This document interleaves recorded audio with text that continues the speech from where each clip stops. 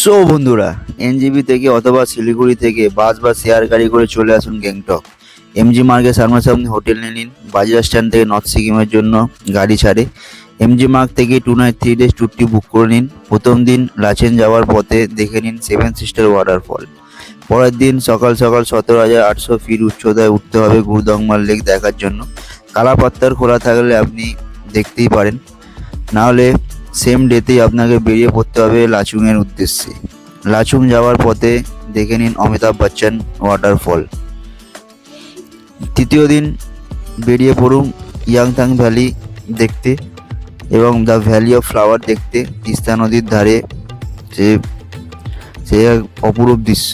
তারপরে এটি June July মাসে পুরো ফুল দ্বারা ঢাকা থাকে। তারপরে এক্সট্রা টাকা দিয়ে চলে আসুন 0 পয়েন্ট।